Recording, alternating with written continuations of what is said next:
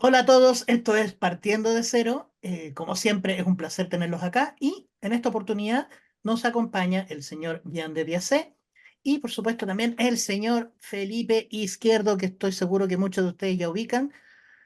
Y quiero comenzar con lo que estábamos conversando antes de empezar con el programa. Eh, Don Felipe, usted está instalado allá en Nueva Asturias o en Nueva Galicia, ya por el sur, ¿cierto? Sí, Mm. es que hay dos en mi imaginación, ¿no? Sí. Esto lo he bautizado, la Nueva Asturias es la región de los ríos Ujú, y la región de los lagos es la Nueva Galicia, ujú. ¿ya? Eso. Bueno, y a propósito de eso, lo que queremos conversar un poco es, hay cosas durante las últimas décadas que nos han hecho que decir que no nos deberíamos enorgullecer tanto y ahora pienso que es precisamente todo lo contrario. Nos han hablado tanto de nuestras raíces indígenas, de nuestras raíces americanas, que estoy de acuerdo, son nuestras y no tenemos por qué avergonzarnos de nada. Pero por lo mismo, por lo que no tenemos que avergonzarnos de nada, es también de nuestras raíces europeas, de los europeos que viajaron acá, que construyeron el imperio, que construyeron el imperio español, que nosotros no éramos colonias, sino que éramos virreinatos. Nosotros no teníamos gobernadores, teníamos virreyes, o sea, personas con con la misma autoridad y el mismo estatus del rey de España, y nosotros éramos parte de una enorme nación que giraba alrededor de la Tierra, que nos han hecho creer que somos de lo peor, que tenemos que avergonzarnos, de que hemos hecho cosas, de que basta de eso, o sea, y eso quería conversar con ustedes. Es bueno recuperar nuestros valores los valores que llegaron de Europa porque están siendo puestos en peligro en todos lados, ¿no? Bueno, y no solo los valores que tenemos de Europa, sino la fe de Cristo que vino de Europa y no solo vino de Europa con los españoles, ojo, que Mm, antes de los españoles ya se tenían noticias de la fe católica y que por ejemplo, cuando uno lee la historia de, de Bernal del Castillo en México, los indios, perdón, los ujú, indios es la palabra verdadera, indígena es una mentira. Los ujú, indios sabían, tenían una profecía de que unos hombres barbudos iban a venir por donde sale el sol, a conquistarlos. Y por eso Montezuma estaba tan asustado porque él sabía que era el final de su imperio, que exacto. habían llegado los señores que venían a dominar. Y no solo eso, que la tradición católica nos dice que Santo Tomás, apóstol, vino acá a América y que llegó a México y que plantó una cruz en México, que luego creo que corsarios ingleses intentaron tumbarla abajo. Una cruz vieja, de madera, supuesta ahí, y no la podían ni tumbar ni a cañonazo. Entonces, eso es lo que significa. Nada más, miremos este panel de personas que estamos acá. Eh, Felipe, un hombre blanco y alto, tú también, y yo, pues yo soy más amarillo, o qué sé yo soy más del sur de Italia, Ujú. pero aquí está claramente que nosotros somos una raza, porque gracias a Dios que se ha perdurado la parte hispana y la parte blanca, aunque barbáricamente los españoles, los criollos la intentaron destruir y acabaron con gran parte.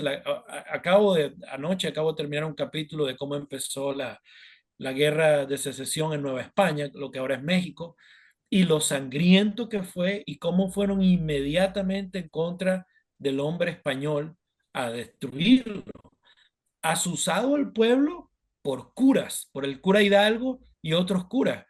Miren qué barbaridad. Y mintiéndoles, diciéndoles que ellos, las autoridades reales, estaban en contra del rey y que querían dar Nueva España a los franceses, mientras que ellos, los revolucionarios, querían defender el trono de Fernando VII. Qué mentira más grande. Y con el estandarte de la Virgen del Carmen, de la Virgen de Guadalupe, Ujú. así fueron a destruir a sus propios hermanos.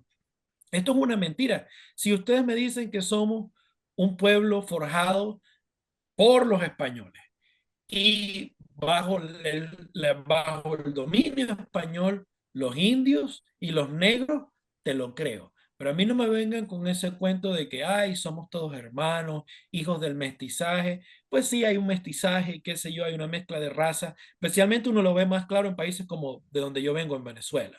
Chile no, pues se ve que hay mucho predominio de la sangre india, como se ve en Perú, como se ve en México. Venezuela es un predominio más de la sangre mulata, de la mezcla con negro, un poco de indio, pero no tanto como lo hay del negro. Y, pero esa es la realidad. Somos hijos de España. Pues es nuestra madre patria. Somos españoles. Éramos parte de España. Y no lo podemos negar. Felipe. Hola, ¿qué tal? Mira, yo he meditado cosas que son bastante difíciles de expresar por el ambiente que hay, pero yo creo que Dios, en su infinita voluntad, ha tenido favoritos, y eso lo demuestra en la Biblia. Él tiene favoritos, bueno, Abel era favorito con respecto a Caín, y Caín por eso lo envidiaba, etc. Ahora, Europa empezando por lo que era el Asia Menor, todo lo que es ahora Turquía, que lamentablemente cayó en manos islámicas hasta el día de hoy, pero la Siria, donde estaba Antioquía, Chipre, Asia Menor, Grecia, Roma, Hispania, la Galia, la Germania, la Britania, todo lo que después fue Inglaterra, Rusia, es decir, lo que es Europa era un lugar que desde la providencia divina llegó su revelación, su verdad, que se impuso y en un momento determinado, antes del cisma del año 1054, teníamos una sola iglesia que iba desde Escocia hasta Georgia, hasta el mar Caspio, y desde, y desde lo que es ahora San Petersburgo, Moscú, hasta ya habíamos perdido prácticamente todo lo que fue el norte de África, que fue una zona muy próspera, pero que cayó en manos del cristianismo y después cayó en manos del Islam. Y después la Siria, la Babilonia, toda la zona de Persia, de la Mesopotamia, todo eso se Los perdió, antiguos imperios. y eran lugares donde llegó el catolicismo. Entonces el catolicismo se perdió.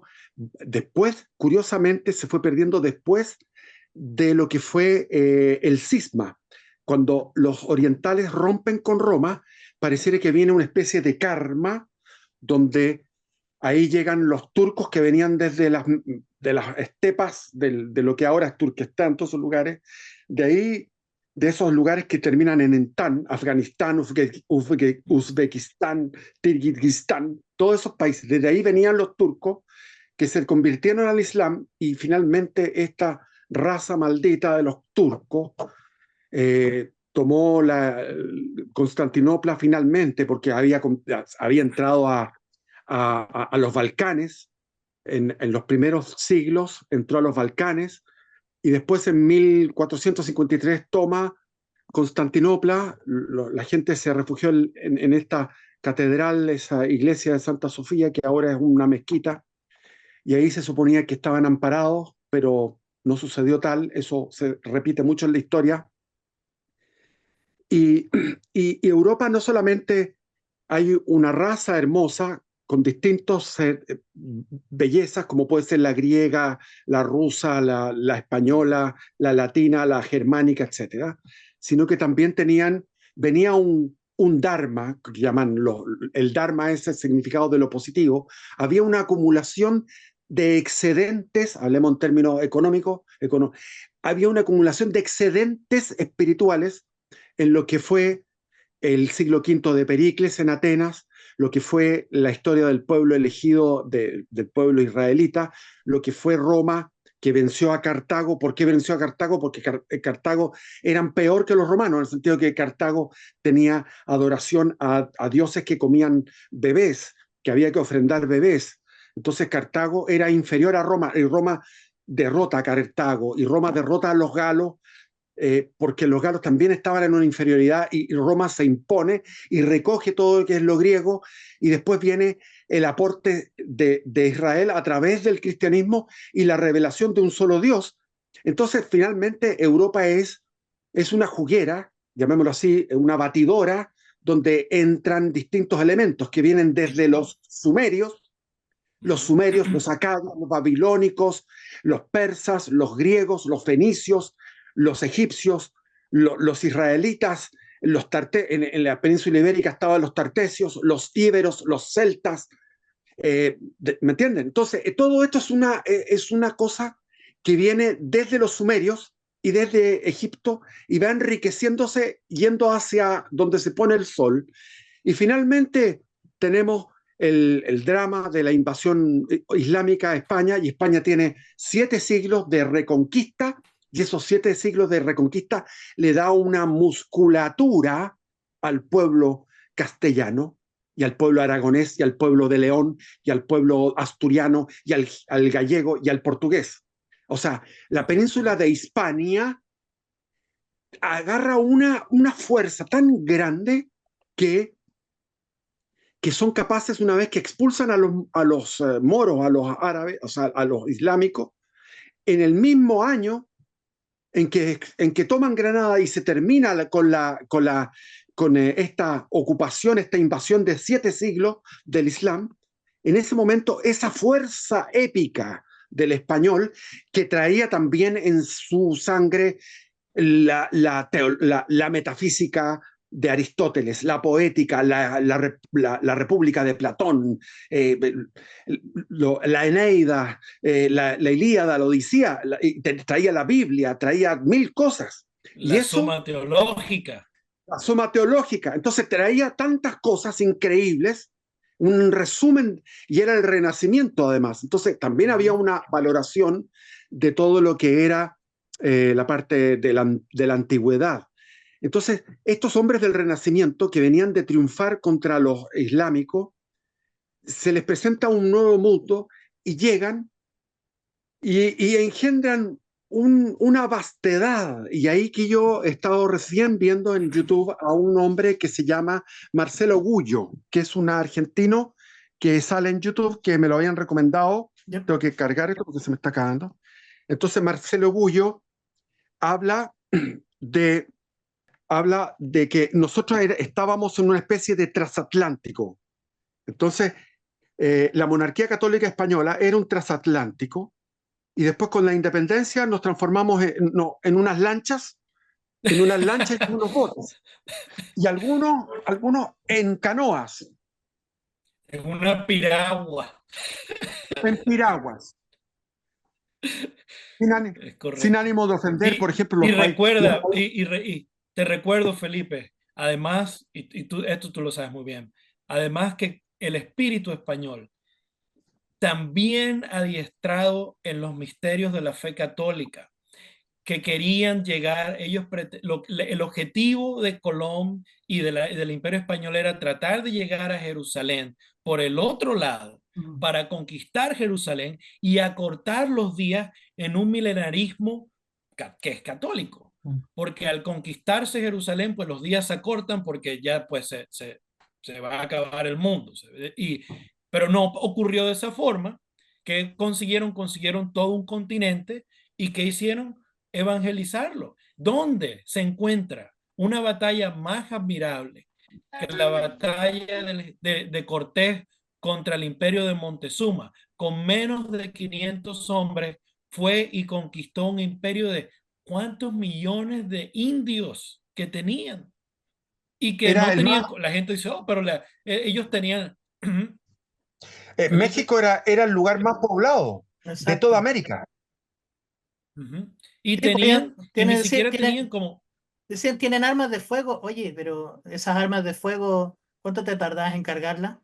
¿Y cuánta No, munición y podías tener? cuánto tiempo. Mm, ¿Y cuánto tiempo eso fue utilizable? Tenían que improvisar con su inventiva. mm. Tuvieron que hacer bergatines para poderse tomar México, porque México era un pantano. No podían cruzar los puentes. Lo habían intentado cuando secuestran a Montezuma en la capital, porque son invitados por Montezuma a entrar, pero luego se ven rodeados y dicen, vamos a secuestrar a Montezuma, que no fue un secuestro, Montezuma se la pasaba jugando con Cortés y apostando y pasándola bien con la soldadesca y con Cortés. Entonces, y se le trataba como un señor, porque siempre a Montezuma se le respetó como lo que Montezuma era, un emperador. Entonces, mucho cuidado con esto, y que al final quien asesina a Montezuma es el propio pueblo, porque tratando Montezuma de controlar los ánimos de factores revoltosos de su propia gente que se querían rebelar en contra de cómo Montezuma estaba tratando el asunto español, alguien le da un piedrazo a Montezuma y Montezuma cae malo en cama y dice, pues el autor, que parecía que ya Montezuma no quería vivir, no se quería recuperar. Y en todo esto Montezuma saca del altar del dios de la guerra y del dios de la muerte, de Huichilobos y el otro dios, Ujú. saca la imagen de la Virgen que pusieron, porque los dioses no le respondían a sus pues, impíos sacerdotes, porque decían, ustedes tienen que sacar a esta mujer de acá porque nos vamos a ir de México porque esta señora no nos gusta. Y Montezuma salva esa imagen. Ese fue Montezuma. Y así fue como ocurrió. Y bueno, luego los españoles salen de ahí, pierden cientos de vidas y regresan. Y ahí es cuando pues finalmente toman México con los bergatines que crean que tienen que construir con ayuda de los indios. Entonces, no es como dice que gracias a los indios, sí, los indios colaboraron un montón también, pero fue la mayoría el esfuerzo de los valientes guerreros españoles. Lo que sí, que yo te digo, conozco al detalle la conquista de Chile, al detalle, eso lo conozco, pero muy bien, el de Pedro de Valdivia y su gente Uh -huh. eran realmente tipos de una temeridad y además otra cosa, que no eran tipos ignorantes. Los que No, pues. vinieron a Uh Chile -huh. eran, imagínate que salió Pedro de Valdivia salió, él le habían dado una especie de hacienda gigante en lo que ahora es Bolivia, en Charcas, que no sé qué lugar era en realidad. De haber sido, no sé, por el lado de Oruro, por ahí de haber sido. Bueno, en todo caso, él sale con 14, con su mujer, con su amanceba, con su pareja, que era la Inés Suárez, y él con 14. Y él pretendía ir a conquistar Chile con 14. Y va por el desierto, por el camino del Inca, con más de 1000 indios. Eran 14 españoles con 1000 indios que llevaban una serie de cosas que tenían que llevar, como por ejemplo, llevaban sacos de trigo para sembrar trigo, vid para tener para la misa, para tener pan y vino para la misa. Iban con un sacerdote, que era uno de apellido Correa, Ujú. que era un agustino, ya, o mercedario, ahí me equivoco, uno de ellos dos. Y Y llegaron por el desierto, todo lo que es el desierto que era en esa época de Perú, lo que es Tarapacá y lo que era la Pampa del Tamarugal, y llegaron a lo que es ahora San Pedro de Atacama.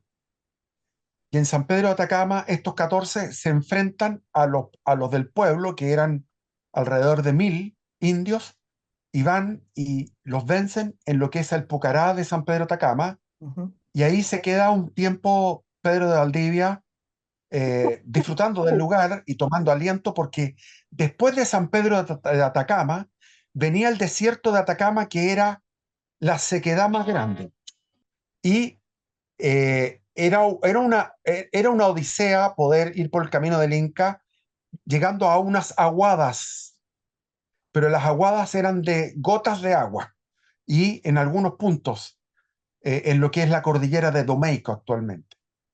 Y en ese momento llega de noche Pedro Sancho de la Hoz, que tenía los títulos reales, el rey le había dado los títulos de ser el amo y señor de Chile. Y él venía con 160 hombres. Y en la noche quiere matar a Pedro de Valdivia y se mete en la casa, porque ya habían construido una casa, y ahí se mete y tantea. Esto es todo, no es novela, esto es historia. Y tantea y se encuentra con un cuerpo femenino y le dice: ¿quién es usted? soy Pedro Sancho de la Hoz, vengo a buscar a Pedro Valdivia, no está aquí, porque había salido a explorar hacia Toconao. Entonces, a la vuelta, se produce un diálogo entre los dos y Pedro de Valdivia tiene que convencer mediante una oratoria. Era tan buen orador que tenía que convencer a la tropa que venía con Pedro Sancho de la Hoz, que eran 160, y él tenía 14. Y es tan convincente que todos lo siguen a él, porque les dice, ustedes con este gallo no van a llegar a ningún lado, porque este gallo no tiene los cojones que tengo.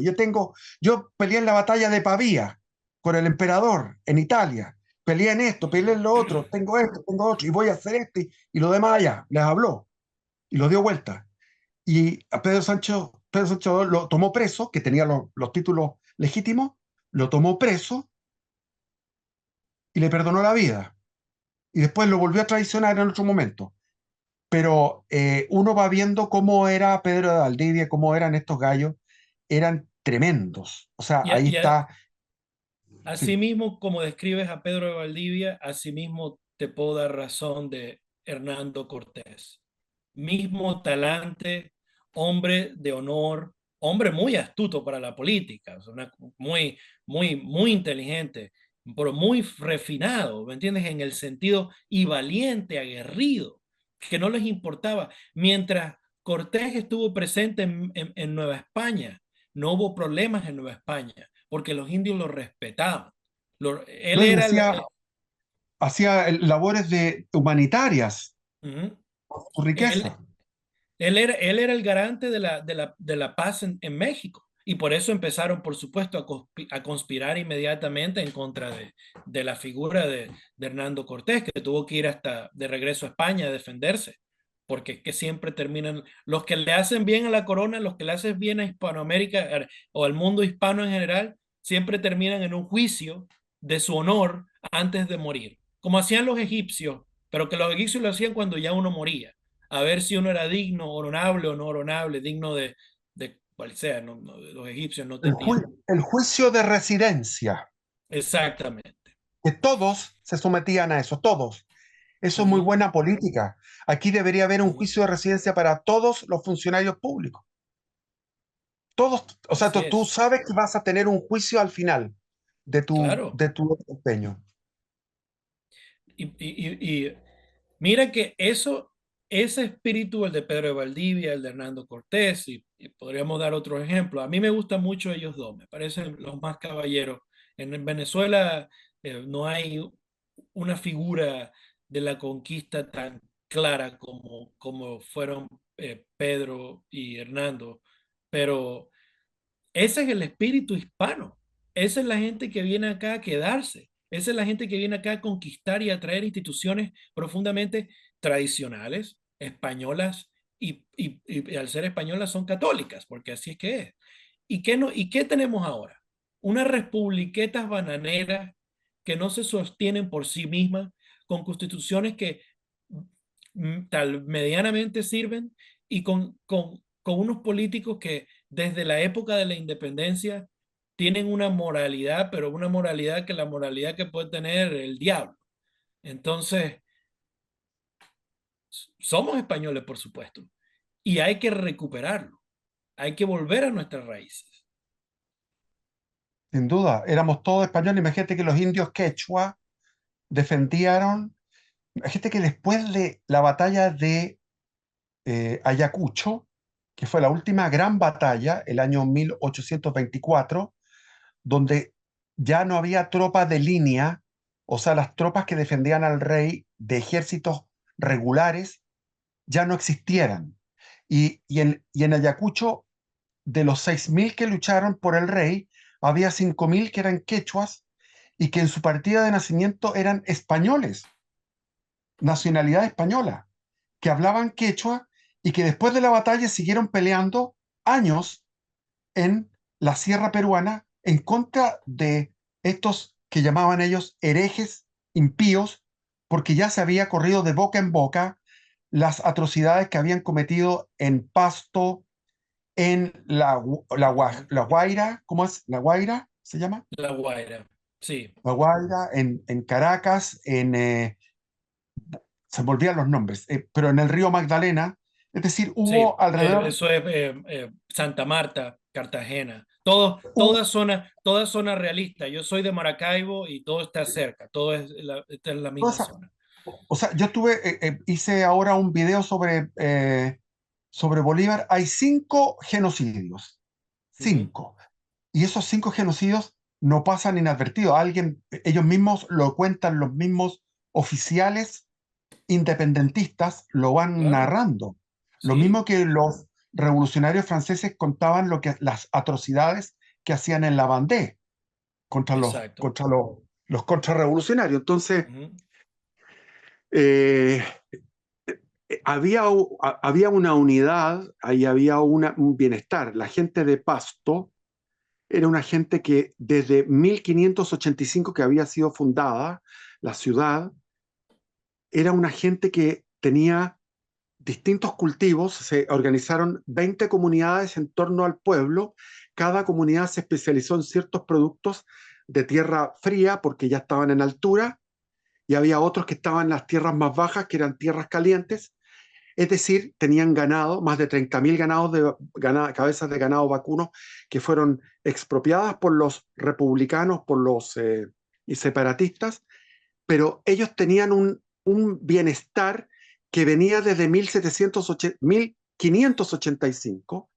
Por tanto, llevaban más de dos o 3 siglos, 2 siglos y medio, de tranquilidad y de felicidad con el rey de España, que no les escuchaba, ellos no escuchaban los pedos del rey. El rey, claro, es un ser humano que va al baño, que se equivoca, que quizás tiene amantes, qué sé yo. Pero eso ellos no lo veían. Ellos veían un rey que estaba, el glorioso rey, cuando me daban risa en los cabildos abiertos, decían, por este glorioso, este magnífico rey, Fernando VII, que era lo peor que teníamos. Pero bueno, porque era un estado que se manejaba a control remoto, desde lejos. Claro. Entonces, mucho mejor tener el estado lejos y la comunidad se autogestiona a través del cabildo y a través de las mismas órdenes religiosas. Eh, eh, Había una armonía entre los criollos, los españoles, criollos e indios en esa zona. Y esa zona fue muy fuerte y estuvieron peleando desde 1809 hasta 1829. Son 20 años de Lo, lucha.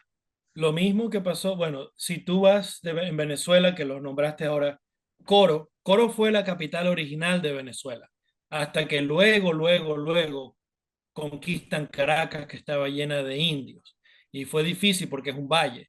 Pero Coro, Maracaibo, eso es en Venezuela ahora, luego Riohacha en Colombia, Santa Marta, Cartagena, donde Cartagena que tiene un fuerte muy bonito, todavía está el fuerte, en la ciudad amurallada le llaman. Esa franja que es costera, todo eso era leal con el rey hasta la muerte. Y que las tropas sediciosas tuvieron que atacarlas de una manera brutal, porque no había manera que se voltearan, no había manera que se voltearan. Hasta que, pues, bueno, la, el, los pérfidos de los republicanos lamentablemente, pues, lanzaron tanta mentira y asusaron tanto a los pueblos que todo el mundo cayó en confusión. Y esa confusión, como decimos nosotros en Venezuela, en Río Revuelto, en Río Revuelto todo el mundo pesca. Entonces, ese río revuelto trajo consigo la victoria republicana. Pero déjame defender a nuestro amado rey Fernando VII el Deseado. Vamos a señalar acá. Estuve leyendo unas muy buenas biografías de él. Voy a señalar acá el verdadero problema de esa corte, que fue el llamado a sí mismo el príncipe de la paz, que fue prácticamente quien controlaba al padre y a la madre del rey Fernando VII, que era un rey, ese rey era un rey muy débil. Carlos III era él, no, Carlos Carlos IV. IV. Carlos IV. Carlos IV era un rey muy débil con su esposa, que era la reina de Etruria, italiana, sangre italiana, mujer brava, no, le crearon una versión a su propio hijo, especialmente ella, por las intrigas del príncipe de la paz, que el príncipe de la paz fue el que causó todos estos problemas. Godoy. Godoy, que él mismo se llamó el príncipe de la paz porque él hizo ese acuerdo entre Napoleón y Carlos IV. Y luego Napoleón lo utiliza para secuestrar a toda la familia real. El único que se salvó fue el cardenal de Borbón, pero toda la familia real quedó secuestrada en Bayona. Entonces, Ahora dicen que Godoy era amante de la reina. mira, con la pasión que la reina lo defiende, y en el libro están, y esto estoy hablando de un libro que fue escrito por el abate Prat, que fue un francés que apoyó a Napoleón y luego se da cuenta de quién es Napoleón y se voltea. Pero en fin, este cura era un liberal de todas formas. Pero ella, pues sí, el amor que le tenían los dos a este hombre, pues es una cosa extraña. Tanto amor le tenían a este hombre que cuando pasa el Aranjuez, pues que el pueblo en Aranjuez se alborota, el pueblo sale en Aranjuez en contra del príncipe de la paz, en contra de Godoy.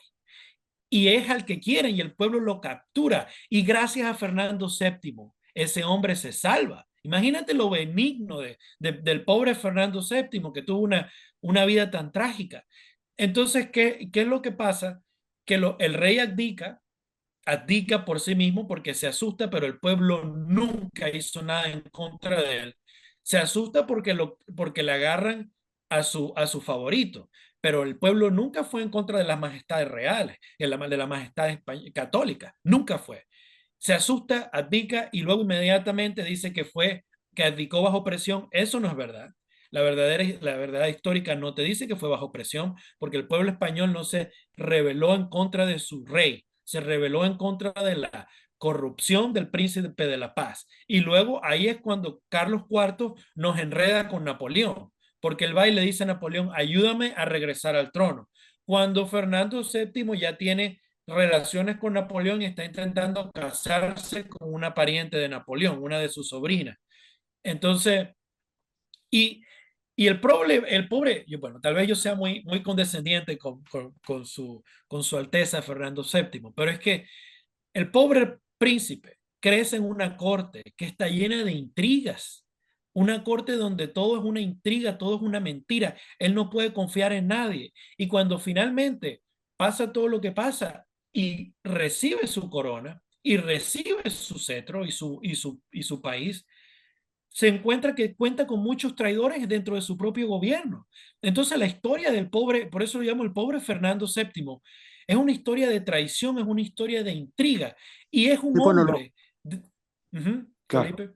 lo más grave fue cuando él quería recuperar América y tenía una expedición de 20.000 hombres que venía para acá y el gallo se llamaba, no me acuerdo el nombre, el Riva, o no era Riva, pero era así, un apellido así, que este tipo comandó y era el general y se rebeló porque quería volver a la constitución del 12, a la constitución de Cádiz, Ujú, y Fernando VII quería estar en el absolutismo.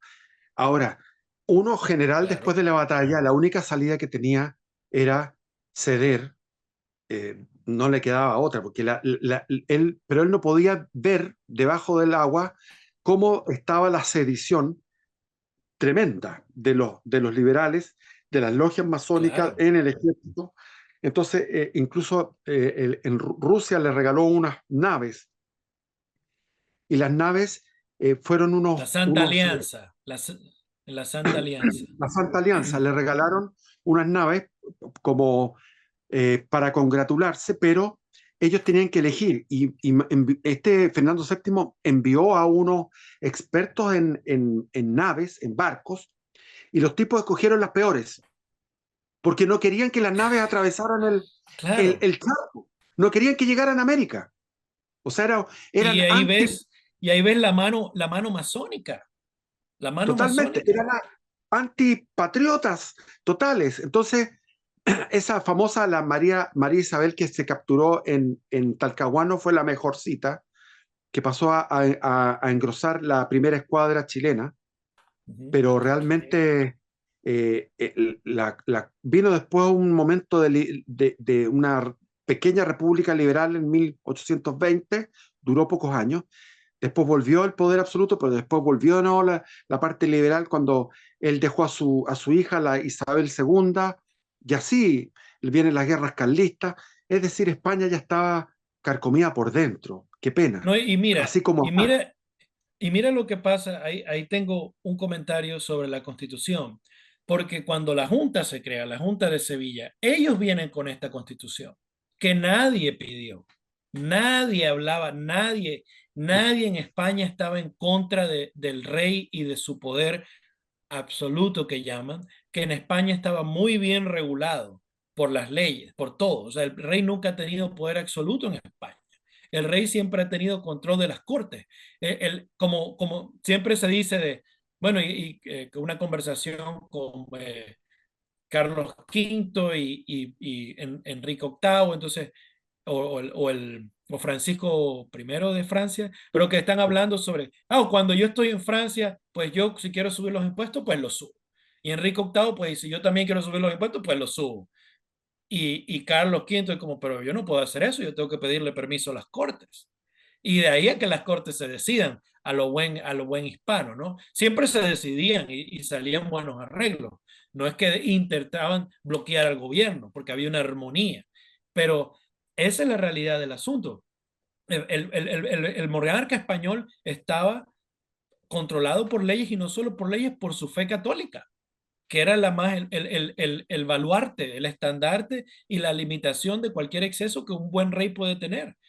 Y lo otro es que esa constitución que hicieron, que intentaron hacer las cortes, inmediatamente se elimina cuando el rey aparece, que lo intentan hacer juramentar en esa constitución. Pero el rey dice que no, porque es que su autoridad no viene de la constitución, su autoridad viene de Dios. Entonces, ¿cómo él va a juramentar una constitución que le está diciendo que ahora tu poder viene de acá, de este papelito que escribimos acá, en este grupo de gente? Por eso es que el rey se niega a jurar, porque la Junta quería hacerlo jurar a la constitución. Y yo estoy de Sí. acuerdo, yo hubiese dicho, por supuesto que no. Su Ahora, Alteza Real es Su Alteza. yo creo que es cierto lo que tú dices, que el absolutismo de los Borbones de Francia, por ejemplo, el de Prusia, que era Federico Guillermo el Grande, la Catalina de Rusia, todos estos déspotas ilustrados eran mucho más absolutistas que lo que Y eso, fue. pero Bueno, es que es diferente, Felipe, porque eso sí era un absolutismo y eso viene de Francia, eso viene de Felipe, Felipe IV, cuando se rebela en contra del Papa Urbano VIII y hacen tienen una guerra. Él va hacia donde está el Papa y lo intenta deponer, porque él dice que el Papa entró a la silla papal de una manera espuria y no es ahora, verdad. pero Lo que pasa... Jan, hay que precisar, muy importante para la gente que nos escucha y que no son especialistas en historia, que la dinastía de los Habsburgo, que duró hasta el año 1700, con Carlos II, el hechizado, que no podía tener descendencia, entonces ahí se produce una guerra de sucesión, que Ya, fue una claro. guerra formidable, casi la primera guerra mundial, diría yo, fue una guerra de toda Europa, el año 1700, que duró hasta el 714, y ahí llegan los Borbones. Y los Borbones son, bueno, de partida es un nieto de Luis XIV, que era el que decía, no lo dijo, porque eso se lo inventaron, pero bueno, l'état c'est moi. De la Revolución Francesa hay un montón de mitos que damos por sentado y no Claro, fueron claro. así. Él dijo, o sea, no dijo, él en algún momento puede haber dicho, el Estado soy yo, pero lo que era la realidad era que era así, el Estado soy yo soy el Estado. Entonces, ese absolutismo de los Borbones se traspasó hacia España y, claro, había elementos, como en este caso yo te estoy hablando de los pastusos de la ciudad de Pasto, Claro. los araucanos, por ejemplo, tenían una autonomía, el pueblo araucano era totalmente autónomo, eran súbditos del rey, pero tenían una autonomía, tenían su propio territorio, y nadie entraba a su territorio sino con permiso de ellos.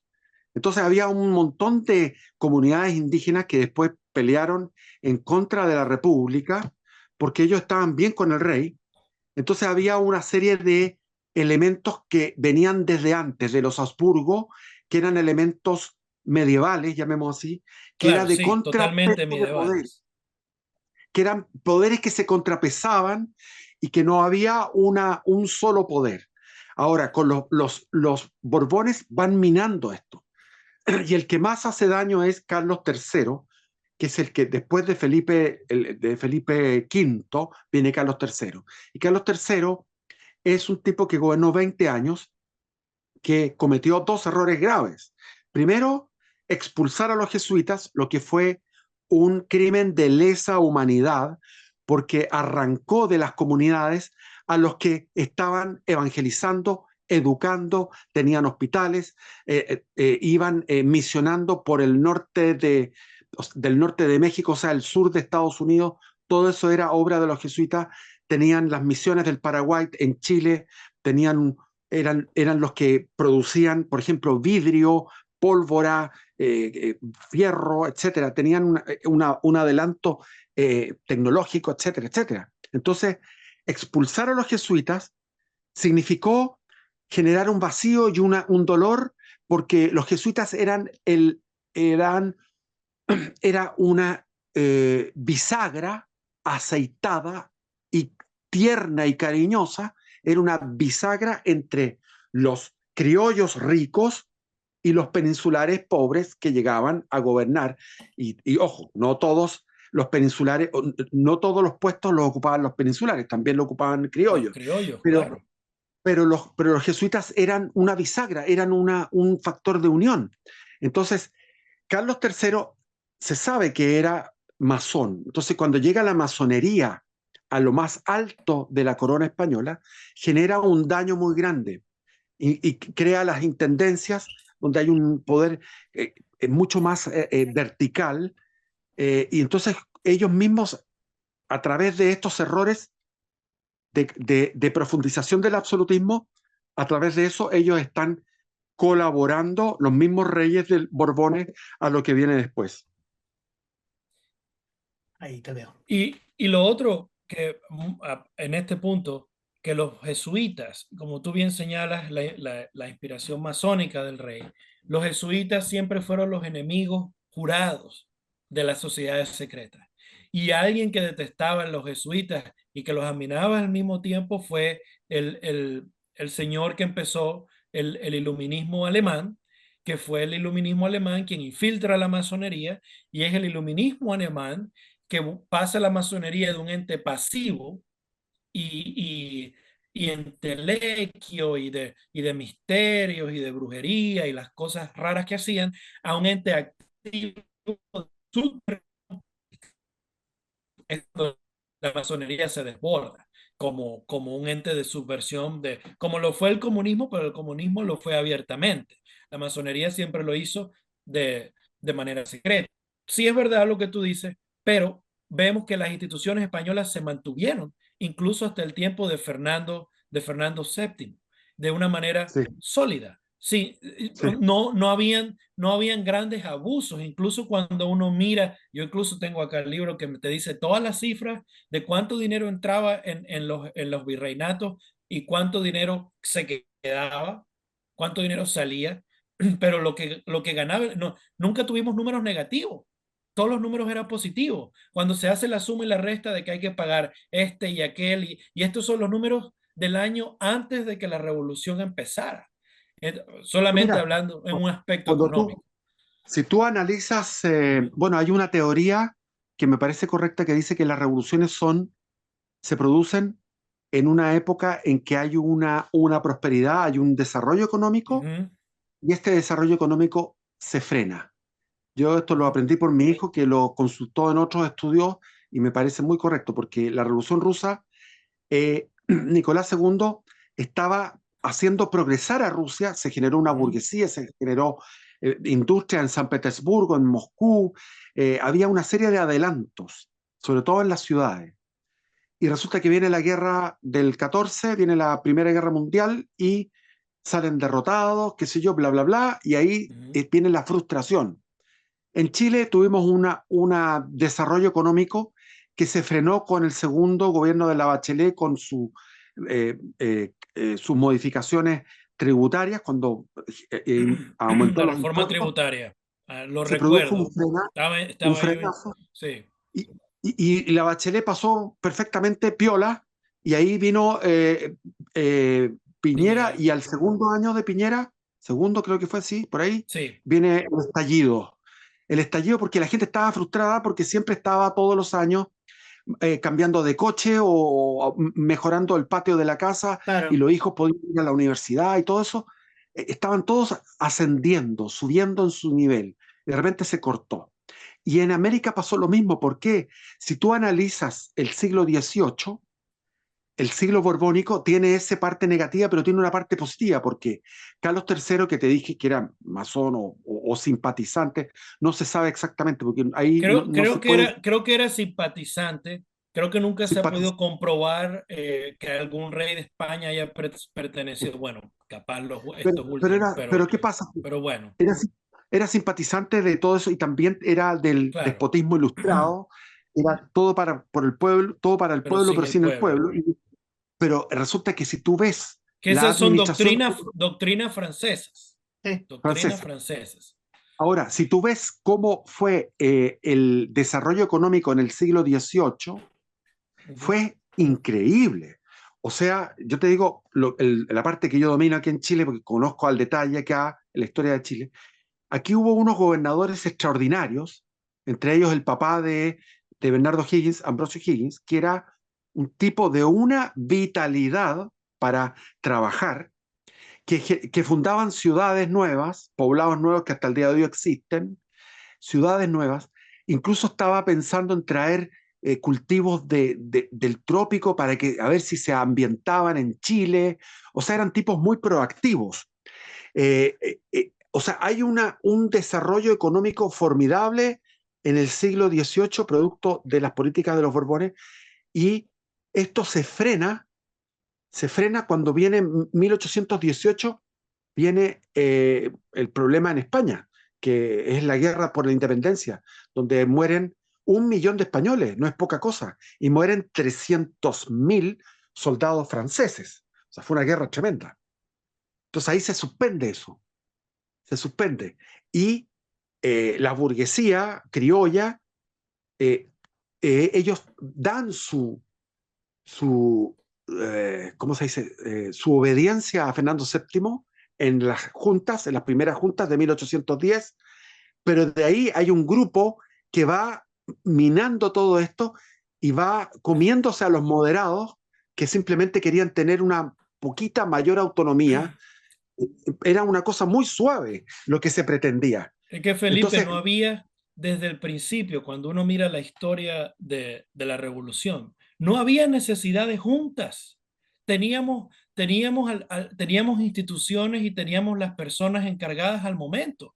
Había nada más exacto, que conservar las instituciones que teníamos y ya está. Pero la junta fue una perversidad y se nota, mira, es una cosa tan bien orquestada que se nota que tuvo que haber una mano mayor debajo de todo, porque es que como todos lo hacen al mismo tiempo, con el mismo discurso, una cosa que venía ya sembrada, que tenía años. Siempre Mariano Torrente, en el libro que leo, se refiere a ellos, las personas que estaban iniciadas en los misterios. Y es verdad, parecía, si uno olvida la historia, parecía que había al momento de toda la invasión napoleónica en España, en Hispanoamérica, parecía que había una mano de grupos y grupos de gente que estaban perfectamente coordinados como un reloj suizo para proceder en este cuento de la Junta, que inmediatamente convocaban un congreso de diputados y de ahí a la exacto, independencia. Así, ese fue exacto. el proceder, Ahora, ese fue el proceder. lo más, lo más notable que, por ejemplo, en Santiago, yo me sé esta historia Ujú. al detalle. eh, Fueron 400 personas que fueron llamadas al famoso Cabildo Abierto del 18 de septiembre, pero esas 400 personas eran todas de cierto nivel, era gente de buena Claro, abolengo. Ahora, porque Santiago tendría en esa época no sé cuánto, unos 100.000 habitantes, puede haber sido unos 100.000 habitantes, sí.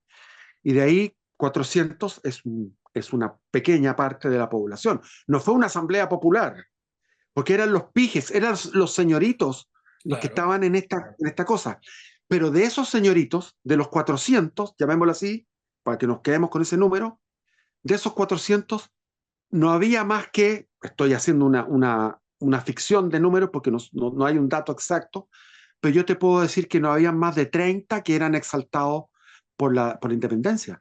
El resto eran puros moderados, pajarones que andaban relajados por la vida. claro, que eran ¿Entiendes? Entonces, los hijos de los pulperos. Padre pulpero, hijo caballero, ya. nieto pordiosero. Ahora, ¿qué pasa? Que estos gallos eran tipos moderados. Entonces tú cuando se llama a un congreso, el congreso era inmensamente, mayoritariamente eran moderados, que no querían romper con España. Y había un núcleo pequeño donde estaba Bernardo Higgins Los y agitadores. agitadores, que era un grupo que no llegaba al tercio. O sea, no, habían realistas, también en el Congreso salieron realistas del rey. Entonces estamos hablando que no alcanzaba a llegar a un tercio, hablemos de un cuarto. Un cuarto de agitadores. Y ahí vienen los hermanos Carrera, hacen un golpe, después hacen otro golpe, hacen 3 golpes en 3 meses. Y en cada golpe, primero echan a los moderados, después echan, o sea, a los realistas primero, después a los moderados, después echan a todos y se quedan ellos. ¿Me entiendes? Entonces, hay un tobogán, hay una cosa que se dio también en Venezuela, en Colombia, en todos los países, de la Ujú. Junta a la independencia, hasta la Claro, proclamación. es que hacen, ese fue el proceder. Llaman a la junta, incluso muchas de las juntas ponen, la primera junta siempre ponen al virrey de cabeza o al gobernador de la cabeza.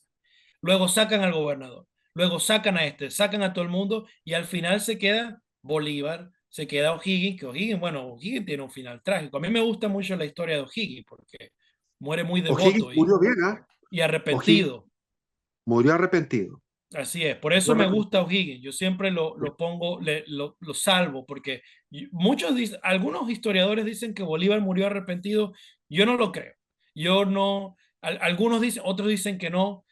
No, yo creo, mira, lo poco que sé de Bolívar, no soy un experto, pero me da la impresión por la característica de su personalidad, Ujú. que él murió arrepentido de los errores. Es como cuando tú asaltas un banco y dices, pucha, en realidad Tuve que debería haber haber, asaltado así. o sea, tendría que haber cortado la alarma por decirte alguna cuestión. Entonces, Sí. él estaba arrepentido de los errores, de lo que hizo mal Ujú. y que se le escapó de las manos, y al final, claro, estaba equivocado. Él quería ser el gran Napoleón de la Gran Colombia, eso era su sueño. Ese era su Desde sueño, por Bolivia, supuesto. o sea, desde Tarija hasta Maracaibo, hasta Panamá, todo eso Ujú. iba a él a gobernarlo, ese era su sueño. Ese era su sueño. Ahí está Se le fue de la clarísimo. mano.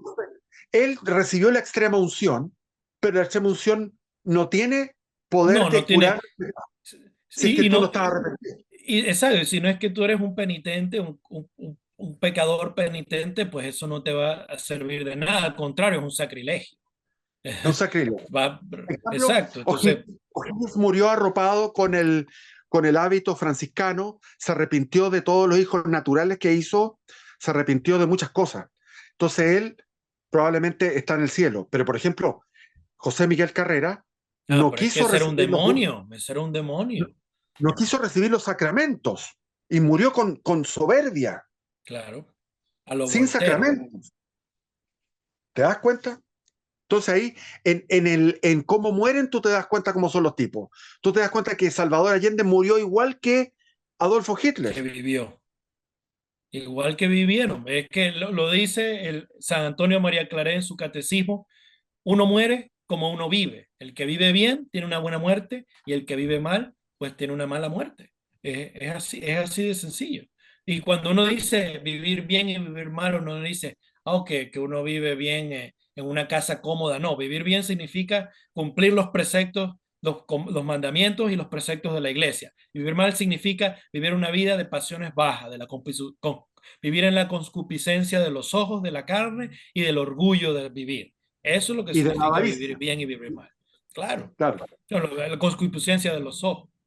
Eh, claro. pero sí, y eso es lo que uno ve que todos estos hombres, ellos estaban iniciados en misterios. en altos misterios de todo esto del gnosticismo, todo esto era, Ahora yo la no, masonería era un bodrio de todo eso. oye, pero a propósito, yo no me he informado Ujú. de cómo murió San Martín, pero parece que era impenitente San Martín. ¿Por qué será solapado? No era Yo como creo que Bolívar, que era... todos ellos, menos O'Higgins, pero yo creo que todos ellos tuvieron una muerte eh, indecorosa, no cristiana. Yo pienso que San Martín, o sea, es una idea, porque no estoy, yo no lo, es que no sé dónde averiguarlo, porque en Wikipedia Ujú. no te va a decir, pero me gustaría No, saber no. cómo murió San Martín. Pues San Martín era un tipo que era solapado, o sea, es decir, Bolívar era acaballado y hacía las cosas a la Sí, bruta, a la bestia. colérico, colérico. Pero San Martín mandaba a Monteagudo a que hiciera las payasadas. Entonces, el tipo tenía virtudes como de prudencia y todo, pero yo creo que él, con mayor razón, no tuvo penitencia ni se arrepintió. Yo creo que se murió con engreimiento. Es una idea, ¿no? Pero bueno, Y al final uno ve, Felipe, para ir encauzando esta Ujú. conversación a un final o a unas conclusiones. Al final uno ve que a lo que acaba la independencia, la secesión, la rebelión contra de España y de la Iglesia, porque no es solo contra España. Cuando acaba, ¿qué nos queda? Nos queda países desolados. Caracas prácticamente desapareció. Como Caracas se conocía, Caracas era una ciudad, estamos hablando que tenía universidad, estamos hablando de una ciudad bonita, decente, bien hecha. Y claro, la insurrección, la primera insurrección con Miranda y con el cura Madariaga, que era chileno. Yo Ujú. hoy Sí. conversaba con un amigo, él fue procurador de Colombia, Alejandro Ordóñez destituyó a la rata de Petro cuando era alcalde de Bogotá, ahora es Sí. el presidente, y le decía, mira, en Chile, en Venezuela tuvimos este cura chileno Madariaga, que era el canónigo de la iglesia, y fue el principal instigador de toda la revolución. Y luego Bolívar viene de Inglaterra con Miranda a darle el título de presidente y qué sé yo. Y yo digo, bueno, entonces a mí me tocará ser el que redime a Venezuela con Chile. Porque como así como la destruyó este cura Madariaga, pues yo entonces tendré que ayudar a Chile a que no sea destruido. Tendré que pagar esa deuda que está ahí. bueno, Porque Chile es mira, un país decente, mucho más decente que de donde yo vengo. mira, yo te voy a decir una cosa que era tan notable esto, como dice este señor Marcelo Gullo, que lo estoy conociendo ahora por YouTube, que vivíamos en un transatlántico gigante, tremendo, que todos éramos los mismos. Entonces, por ejemplo, en Chile había un tipo que se llamaba de apellido Irizarry, y este Irizarry era guatemalteco, y participaba en Chile como cualquier chileno. Y cuando tú estudias en profundidad, como me tocó a mí estudiar en profundidad toda la independencia chilena, está lleno de personajes que eran, bueno, argentinos estaba lleno de argentinos, pero había peruanos, de colombianos, de cualquier lugar que estaban aquí, y a su vez había chilenos en otro lado, porque éramos el mismo país, Porque era el mismo país, exactamente. era el mismo No país. había, Hablábamos de mira Chile, cómo, Colombia, estábamos hablando como, como de un país, ahora se habla de diferentes regiones. O sea, muchos de los claro, próceres de la Guerra del Pacífico, o y muchos, eso es lo que, y muchos de los, eso es lo que muchos de la, los oficiales de la Guerra del Pacífico, sus padres eran argentinos, eran peruanos, habían hecho misiones diplomáticas en Perú y de pronto estaban en guerra con Perú. eh, y eso es lo que la masonería intentó hacer. Una de las causas o una de los objetivos de la masonería era dinamitar Hispanoamérica, porque ellos sabían que si nosotros nos quedábamos como un poder unificado, le podíamos hacer frente a ellos, especialmente un poder unificado católico. La masonería no podía eso, por eso las logias se dividen Hispanoamérica como se dividieron el mundo en la Segunda Guerra Mundial. claro. Y dijeron, el norte de Hispanoamérica, México y Centroamérica debajo de la influencia de la logia americana. Y luego vemos que Colombia y Venezuela y Ecuador y aquí, ustedes bajo la influencia de la logia francesa. Y luego Argentina y los chilenos y Perú bajo la influencia de la logia inglesa. Claro. Y así se dividieron el país como una pizza, como si fuera una torta. sin todo Hispanoamérica, y ahí ven lo dañino del nacionalismo que pasa a ser la religión del Estado. Porque una cosa Claro. es ser patriota, que es bueno, Ujú. y otra cosa es ser nacionalista, irracional, que no es bueno, que no tiene sentido. Entonces, ese fue lo que hicieron, dinamitar nuestros diferentes patrias y volvernos una cosa separada y ajena de la otra, que nunca había sido así y nunca ha debido de ser así. Y le comentaba a Felipe el otro día que conversábamos en privado, que cómo es posible que más de 200 años de independencia, de secesión, de romper con la madre patria, en Hispanoamérica el único proyecto que hay de unidad es el proyecto marxista de Fidel Castro. Nada más. Nadie ha hecho un atentado, y yo no estoy hablando aquí de ir a invadir otros países, yo estoy hablando aquí de integración verdadera Claro. de los países hispanoamericanos. Y yo no me refiero a esto ni siquiera con vamos a tener la misma moneda, porque ese es el cuento. No, la Unión Europea es una ficción masónica que viene desde hace mucho tiempo, desde que pasaron. Por ejemplo, ya autores como Nesta Webster o Hilaire Belloc, diferentes autores ingleses en los años 10 y 20 del siglo pasado, ya lo hablaban. Ya se hablaba de una unificación europea de una manera federal, pero de una inspiración totalmente liberal, totalmente masónica. Y ahí lo tienen. Y eso es lo que es la Unión Europea, es la Unión de Repúblicas Socialistas Europeas. Es una cosa como la Unión Soviética, pero liberal.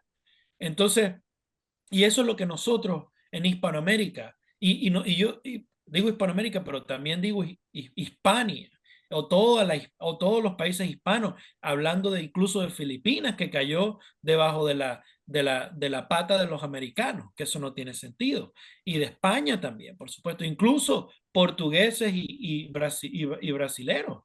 Eh, ¿Cuándo será el día que en un proyecto de verdad, un proyecto pues regional o un proyecto hispano, nuestros países empiezan a acercarse en un acuerdo fraternal y de unión y no en esta atomización que tanto daño nos ha hecho? A propósito de todo lo que estaban hablando y tal como dices, pues todo el proceso de emancipación de Latinoamérica, que Latinoamérica también es un concepto inventado en Francia, no Así lo es. inventamos nosotros. Y los ingleses también acuñaron ese término de latino para denigrar todo lo que no les gusta. Para no llamarnos católicos, nos llaman latinos. Claro, Estuve de exiliado en París en el año 81, 82, 9 meses en París. Allá me encontré con todos los refugiados de la dictadura, comillas. Bueno, por ejemplo, había uruguayos, argentinos, había guatemaltecos que estaba la guerra civil en Guatemala, en El Salvador, en Nicaragua.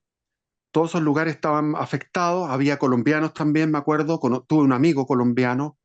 Entonces, nosotros nos juntábamos y hablábamos en español y nos sentíamos unidos. Y ahí sentí yo esa unidad y era la unidad en el idealismo marxista. Entonces, ¿cómo puede ser que la primera experiencia que tengo inefable, bella, de unidad, fue en París con puros hueones de izquierda? Entonces, la izquierda nos gana a nosotros porque Pero planteó claro, la unidad latinoamericana, le llaman ellos, porque ocupan esa palabra, pero bueno, da lo mismo a la palabra. Para ellos decían, incluso había brasileños y decían, esta unidad se puede, decían ellos mismos, porque los brasileños entienden el español. pero Nosotros por nos cuesta supuesto. entender más el portugués, pero ellos entienden el español porque el español es como un portugués más nítido. No sé. Bueno, entonces es increíble lo que tú dices, es cierto. Ahora, con respecto a la destrucción de imperios, el imperio austrohúngaro en la Primera Guerra Mundial fue un objetivo de la masonería, Claro, porque por el supuesto. imperio austrohúngaro tenía derecho a veto sobre qué papa ponían o no ponían. Y llegó un papa que era de dudosa procedencia, Sí, ese cardenal, Rampola, Rampola. claro. Entonces Francisco José dice, me opongo. Y tenía derecho a veto con respecto a la nominación del papa, del papado. Entonces ya la masonería le tenía una inquina, un odio tan grande al imperio austrohúngaro, que cuando estaban siendo derrotados, ya en el 1917, muere Francisco José y asume el hijo, creo que de nombre Carlos, no me acuerdo el nombre, creo que es Carlos, Creo que es el emperador Carl de Austria, el último. el último, y él es beato, Sí, porque fue santo, o sea, sí, es beato porque con su esposa Cita, que creo que es Borbón, si no me equivoco. en todo caso, él fue un tipo que vivió una vez que, bueno, él quería la paz. No le Ajá, dejaron la paz, no quisieron la paz. ¿no? Querían destruir a Austria, humillarla, a pulverizarla y transformarla en un montón de repúblicas y de nacionalidades, porque el proyecto era un Estado, una nación, y eso es lo que hay ahora. Los Balcanes, tú ves que está, después y crearon Yugoslavia, Yugoslavia después la descuartizaron. Tenemos ahora, qué sé yo, ¿cómo se llama? Eslovenia, Croacia, Bosnia-Herzegovina, Macedonia, Albania, Montenegro, Serbia, etcétera. Entonces, eh, ¿cómo fueron ellos diseñando esta destrucción Claro, de lo que de se les oponía? identidad, claro. Y el imperio austrohúngaro era plurinacional, llamémoslo así, con ese Ujú. nombre. Eran distintas. Imagínate que había magiares, que eran los húngaros, estaban los austríacos, había checos, eslovacos, alemanes, rumanos, búlgaros, serbios, croatas, o sea, había de todo.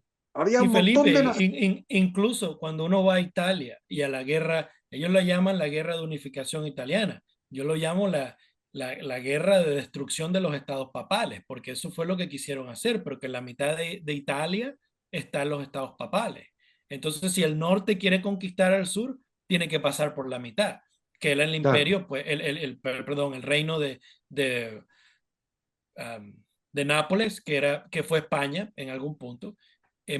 Y la cuestión es que Italia, hasta Mussolini, todavía era un montón de pequeñas repúblicas que tenían diferentes dialectos. Italia siempre fue así, siempre fue un despelote, pero eso es como Italia funcionaba. Y claro. vienen con esta ficción de Italia. Y es Mussolini el que empieza a unificar un solo lenguaje, el italiano. Ojo con eso, ¿no? Porque pasó durante Mussolini para poder ordenar los ejércitos y qué sé yo. Pero siempre ha sido el plan, la uniformidad que buscan y esa unidad y destrucción de la cultura, destrucción de la tradición, porque cuando tú destruyes lo más mínimo, que es el pueblo, que es la familia, que es lo que está alrededor tuyo, pues la gente no tiene cultura, la gente no recuerda que había un mañana. Y de ahí, y esa destrucción de cultura, pues nos lleva a estructuras supranacionales que no sirven para nada, pero que son estructuras de control, de totalitarismo puro y duro, de satanista, Tú lo has dicho. porque es Exactamente es feo, así. porque son Lo que, feos. lo que dice mi hijo, que dice esta dicotomía de lo colectivo e individual. Hay un Ujú. individualismo extremo, atomizado, cada persona es un mundo que no tiene conexión reales con lo otro. Así Así hay es. en estos países como Suecia que la gente se muere y nadie sabe que se murió porque no tienen ni hijos ni relaciones humanas y pueden estar meses y tienen planificado el pago de los impuestos y de los gastos y se siguen pagando en forma automática y el tipo entran y lo encuentran ya maloliente, que rato que se murió, es porque ya es el individuo y el colectivo, o sea, las dos cosas que son como deshumanizantes, porque Claro. lo humano es la relación, las relaciones afectivas, familiares Lo y, normal, el pueblo, la y gente, los territoriales. vecinos, la familia, pero por supuesto, si eso es lo básico, sin Claro. eso no hay nada, sin eso no hay Y cultura. eso fue lo que se destruyó en esa independencia, porque, por ejemplo, Santiago era, como les digo, 100.000 habitantes más o menos en esa época, y Santiago ahora tiene 7 millones, es decir, es como, a ver, somos 20, 18 millones, es un tercio del Un país, tercio de la población chilena está en Santiago, ¿sí? claro. Y el 75% de los recursos financieros están en Santiago.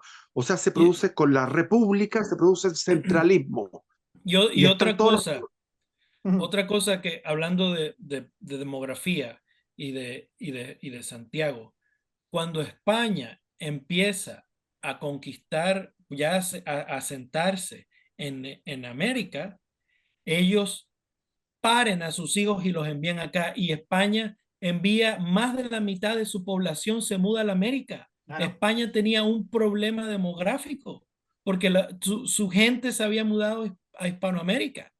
No como los ingleses, que no se mezclan, que miran los toros desde la barrera, no, que claro, no se asientan en las colonias, porque esas sí son colonias a explotar y nada más.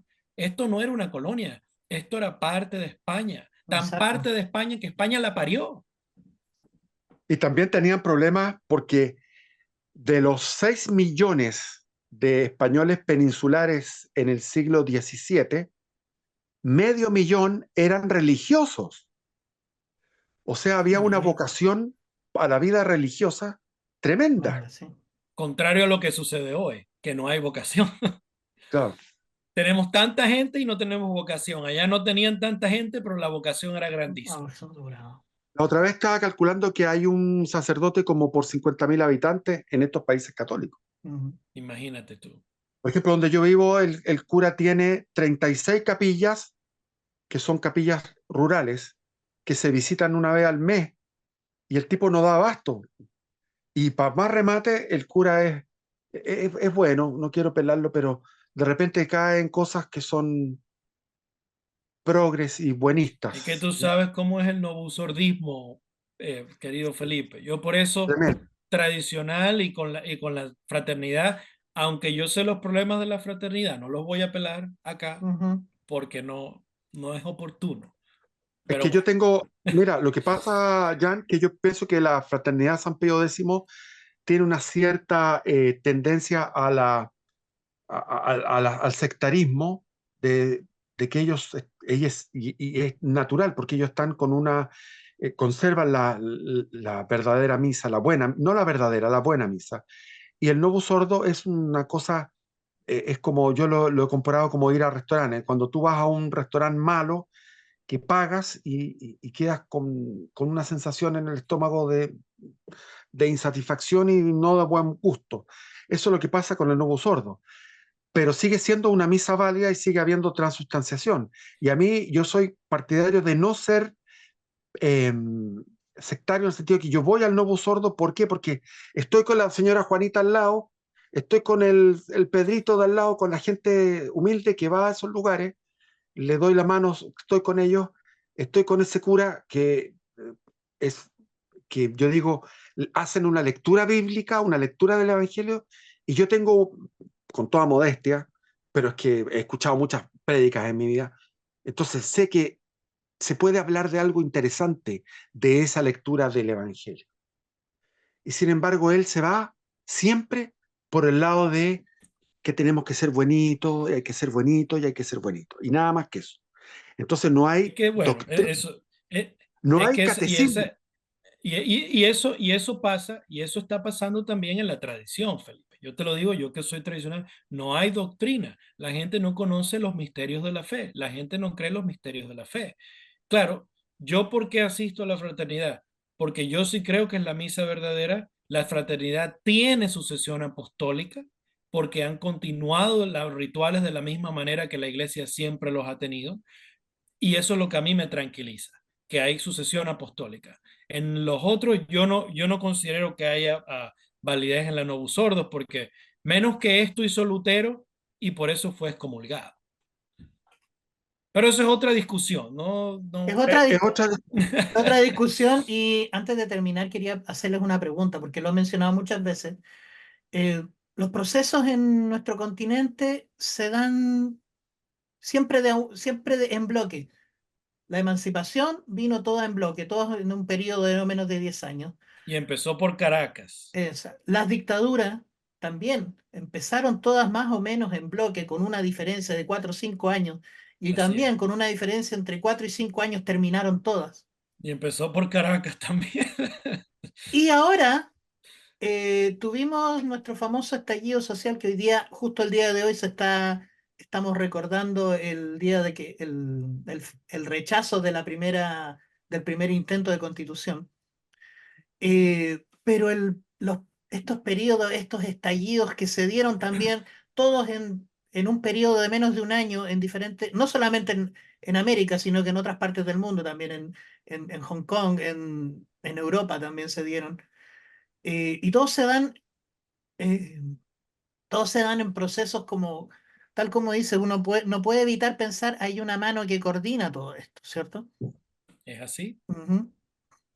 O sea que en 200 años las cosas no han cambiado mucho.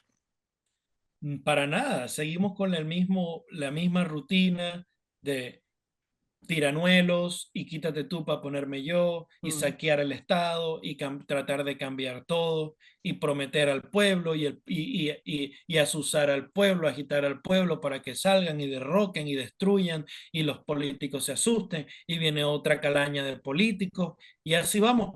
La verdad es que lo que consta de que han tenido más estabilidad en los últimos años son Cuba y Venezuela. Aunque parezca paradójico, pero ahí está. Venezuela tiene 25 años con el mismo régimen, Cuba tiene más de 50 y eso es en Hispanoamérica una novedad. Mm. Cuba tiene Para mal, 66 años, ¿Sí? ¿eh? 66. 66 y Venezuela tiene 25. Y es un es un satélite cubano. Claro. Y es lo que han tenido más estabilidad. Es muy triste, es un castigo, por supuesto. Está en la mano de Sí. Dios, de castigando a un pueblo infiel e incrédulo, pero si uno lo ve en términos políticos, pues quien tiene más estabilidad que todos los otros países es Cuba. Cuba, Sí, por supuesto. claro. Cuba sabe Aunque no nos guste. es que Cuba sabe que está mal y sabe que en 10 años va a seguir estando mal. Es decir, sabe quién va a gobernar, sabe lo que va a pasar. Claro. Pero tiene estabilidad con eso. Y ahí ves los problemas de la democracia también. Que esa es otra historia. Por eso que el gran error y el gran error del señor Augusto Pinochet fue haber diseñado un retorno, una transición a la democracia. Mm. Mejor se hubieran Así es. quedado mandando hasta el día de hoy. Y Sí. punto. Hubiese sido No, mucho mejor para Chile. Yo te he puesto que, aunque hubiésemos probablemente tenido una transición a su muerte, de seguro, porque yo puedo ver, es como Franco. El día que Franco no estuvo, pues obviamente los políticos, como los judíos ahí sobándose las manos, sabían, asaltaron inmediatamente, pero hubiésemos tenido un poco más de tiempo. Por supuesto que sí, hubiésemos tenido un poco más de tiempo. hasta el Pero, 2005. Ujú. pero como mencionaban antes, o sea, hay alguien que organiza esto desde más afuera y no. O desde más Organizó, adentro, desde organi- más adentro. organizó que todos tenían que terminarse en un periodo exacto y ahora, bueno, están disponiendo que tenemos que estar en otro periodo. Sí. Bueno, todo Así se vino. es.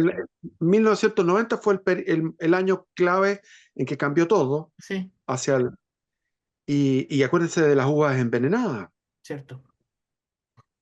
Y acuérdate de 1990, cuando empieza el Foro de Sao Paulo y el nuevo plan de Castro, genio del mal, Mm. para establecer gobiernos que en apariencia algunos iban a ser progresistas, como la Claro. Bachelet, como Ricardo Lagos, como Lula, y otros pues derechamente o cuando ya tienen el poder, el coroto por el mango, derechamente marxista, como Petro, perdón, en Ujú. Colombia. Yo no creo que ese señor salga del poder. Yo creo que Colombia, lamentablemente, ya se abalanzó de cabeza hacia el marxismo y todo ha sido con la complicidad de la oligarquía colombiana, Mm. putrefacta y traidora de su propio país. Exacto. Bueno, si en Chile tenemos lo mismo, aquí la derecha es una derecha travesti, maricona. Castrada, castrada, como el castrado Creo Doña que, José Antonio Caz. sí, creo que la palabra castrado funciona bastante bien en ese sentido. Sí. Sí, especialmente para el que tiene apellido Mm. Castrado. La Bueno, dama.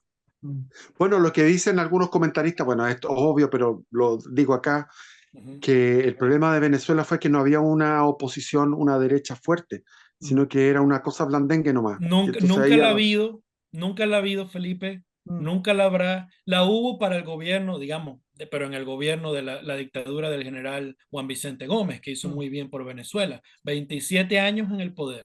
El mejor momento histórico que hemos tenido, de estabilidad, de normalidad, de orden, que es una cosa que a los venezolanos no les gusta.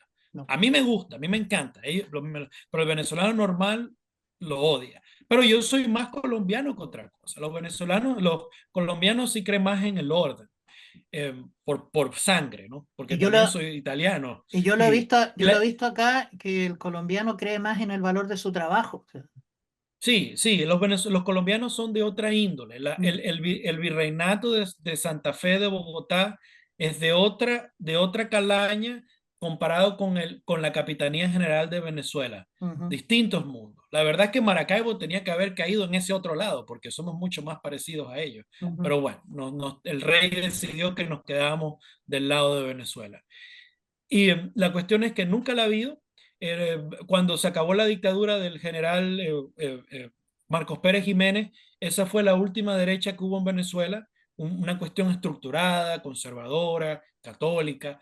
Él murió en España y luego, pues cuando los ADECOS, que son Acción Democrática y COPEI, Comité Organizacional, bla, bla, bla, ADECOS, estos son socialdemócratas y demócratas cretinos, vienen y gobiernan por 40 años hasta que Chávez aparece, pues se divide, eso es entre los liberales y los marxistas. Los adecos eran mucho más marxistas y todos ellos eran de inspiración marxista, pero los adecos cortan con Fidel, en esa otra historia que comenté Sí, anteriormente con Alejandro, cortan con Fidel Castro.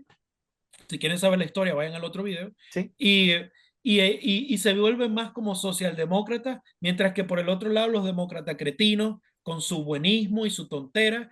Entonces, al final de ese periodo, todo se queda preparado para la entrada triunfal de Chávez. Venezuela desesperada pedía un militar que viniera a poner orden, que viniera a arreglar el país, y Chávez aparece y creyeron que él era el hombre, pero Chávez era un chanta, Chávez era un mentiroso, un tipo que no tiene clase, un tipo vulgar, asqueroso. Yo no tengo buena, no voy a hablar más porque lo voy a puro No, descalificar.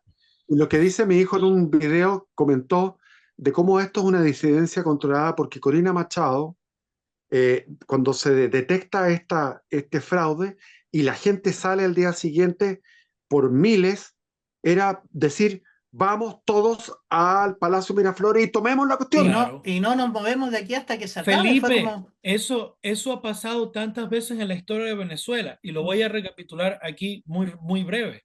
Cuando en el 2002 o 2003, cuando Chávez sale del poder, sale por miedo, porque el pueblo salió a la calle y el pueblo no intentó. ¿Qué hizo el pueblo? Ellos no fueron directamente a Miraflores, agarraron la embajada cubana y trataron de creo que agarraron al embajador cubano, porque ya en ese entonces, estamos hablando ya del inicio sabían. del 2000, ya se sabía la injerencia cubana, ya se sabía el dominio cubano. Entonces, ¿qué pasa? Que Chávez renuncia asustado, rata cobarde y traidora, y el ejército se lo lleva a Fuerte Tiuna, no sé, se lo llevan con helicóptero, y Carmona Estanga, empresario, toma el poder. ¿Y qué pasa? Que la oposición, Henry Ramos Ayub, que sigue ahí en el poder, Enrique Capriles Radonqui, Leopoldo López, Antonio Ledesma, y todas estas porquerías, basuras. María Corina no sé si andaba por ahí, capaz también andaba por ahí. Sí, sí andaba por ahí, estaba con la gente de Súmate. ¿Qué dicen ellos? No, no es posible que este señor que sea un empresario tenga el poder y nosotros, que somos los políticos que tenemos que tener el poder, no lo tengamos. Así que traigamos de regreso a Chávez. Y los políticos conspiran y traen de regreso a Chávez e instauran a Chávez otra vez en el poder por 3 días. Carmona Estanga es el presidente y eso fue lo que pasó. Y de ahí Chávez, con consejo Ahí, de Fidel, se sí, afianza. ¿Qué más va a claro. pasar? Si lo tuvieron fuera y lo traen de regreso, si no tiene sentido. Y esa es No tiene Venezuela. sentido Y María Corina sí. es más de lo mismo. Yo la conozco personalmente, Felipe. He hablado con ella de cara a cara, como he hablado contigo cuando nos vimos en Chile en alguna ocasión. Bueno, cuando te conocí, porque te acuerdas que habían detenido al Seba Sí. cuando nos intentaron asesinar el Viernes Santo del 2019, a Sebastián Izquierdo y a mí. Y ahí conocí a Felipe. En ese infortunio nos conocimos. Pero, y esa es la oposición venezolana. Así no han cambiado. Son todos zurdos, son todos liberales. Sí, increíble. O Es sea, yo me una, acuerdo que Ricardo Lagos en ese momento saludó festejó el cambio de gobierno. O sea, socialistas como Ricardo Lagos lo consideraban lo más normal y lógico. Y después tuvo que comerse sus palabras porque volvió Chávez. Y claro, Chávez lo retó. Ujú. Y ahí Claro, empieza, porque les y ahí pagó empezó, mal y Lagos estaba cobrando de Venezuela. exacto. claro, ahí empezó el tema de Cuba metiéndose de lleno. Ujú. Y Cuba hasta el día de hoy, yo siempre repito esto porque parece irreal, pero es real. Cuba tiene un ministro cubano en el gabinete presidencial de Venezuela. ¿Cómo es eso posible? Ustedes me dirán, porque hay mucha gente que cree que es mentira, Felipe y Alejandro. Hay gente que yo les digo, pero si Venezuela Ujú. es una colonia cubana, no, Venezuela es un país independiente. No, Venezuela es controlado por Raúl La China Castro. Por eso es que Venezuela es controlado, porque este pelele que tienen de Díaz Canel, eso es un pelele que tienen ahí. Ya cuando muere Raúl, veremos quién dirige los destinos de Cuba. Muchas gracias a ambos por su tiempo y por acompañarme en este programa. ¿Y alguna palabra final, alguna cosa que quieran mencionar antes de cerrar el programa? Bueno, yo lo que puedo decir es que el mundo nunca habíamos estado tan mal como ahora. Y uno puede decir, no, pero es que antes, la Segunda Guerra Mundial, bla, bla, bla. No, porque en la Segunda Guerra Mundial, por dar un ejemplo, porque podría hablar de muchos ejemplos, que sé yo, la caída, como dije, hablé la caída de Constantinopla, hay muchos ejemplos. El Islam tomándose los países. Lo que pasa ahora es algo eh, que va a la raíz, a la médula. O sea, Sí, estamos en la rebelión del hombre contra la creación de Dios, contra la naturaleza humana.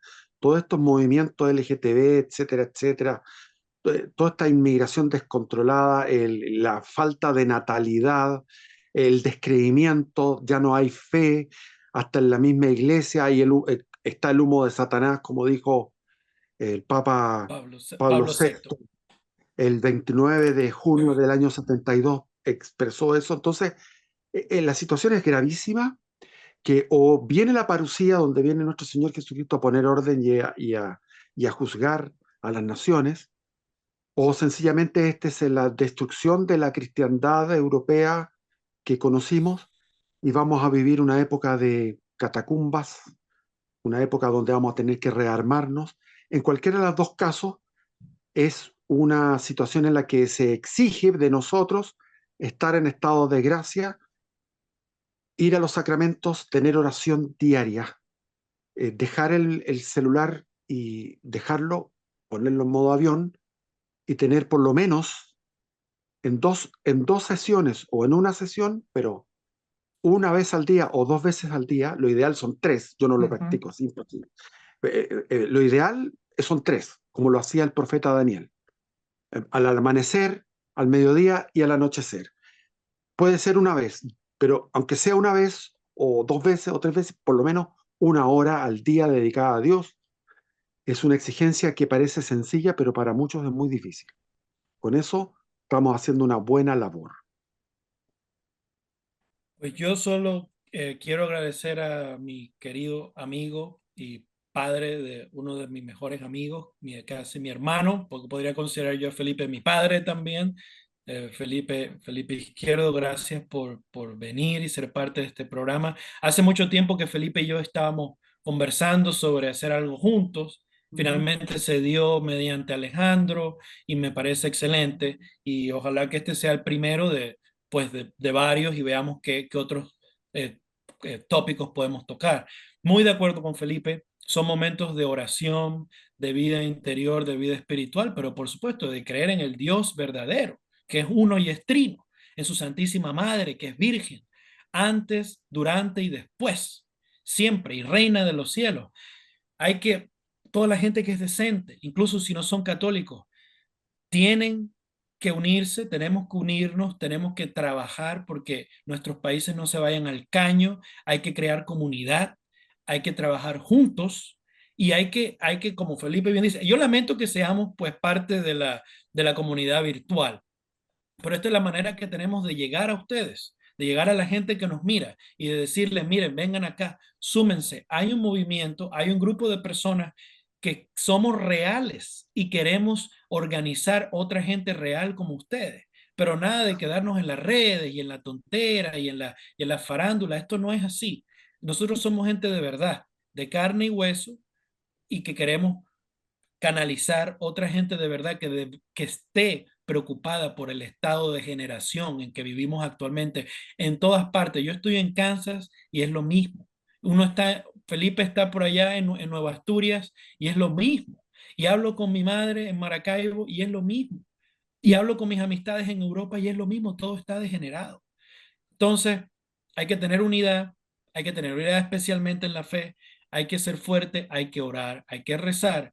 Yo rezo en la mañana, en la noche y el Santo Rosario, como a las 8 de la noche, en familia, en la familia que yo vivo. Entonces, así es que debe ser, porque eso es lo único que los va a mantener, eso es lo único que nos va a mantener firmes en la fe. Y, y con eso, pues, doy el paso a Alejandro. En una parte leí hace tiempo a un villano de una novela. Le preguntaban, oye, ¿y desde cuándo te volviste tan partidario y tan protector de la paz? Desde que mis enemigos empezaron a conspirar contra la paz. Entonces, ¿qué es lo que pasa? O sea, tú puedes tener la ideología que tú quieras, el pensamiento que tú quieras, pero viene algo que es un poco más grande y más importante. A mí me gusta la política contingente, por supuesto, o sea, me estoy candidateando por algo, pero me gustan este tipo de conversaciones porque hay que darse cuenta de que hay que mirar un poco más, más atrás, hay que mirar un poco más con perspectiva y darse cuenta que estos procesos se han dado muchas veces. Y al darse cuenta de estos procesos, uno sabe, puede adivinar o puede calcular más o menos en qué momento estamos, qué es lo que se viene y cómo reaccionar a eso. Espero, espero que espero que las cosas sean diferentes, espero que las cosas mejoren, pero no van a mejorar solas. Alguien decía por ahí, no esperes que te caiga la ayuda, porque lo único que cae del cielo es la lluvia. Y cuando la lluvia cae, tienes que tener el terreno sembrado y las semillas puestas. Es decir, tampoco puedes esperar que la solución te llegue de arriba. Te va a llegar cuando tú la prepares. Así que muchas gracias de nuevo a los dos. Esperemos que nos veamos pronto, que tengamos otra conversación o yo a escuchar una conversación como la de ustedes, porque se aprende muchísimo y espero que la gente que nos vio aprendan también. Así que nos vemos. Esto fue Partiendo de Cero y nos vemos muy, muy pronto. Chau, Adiós y chau. gracias.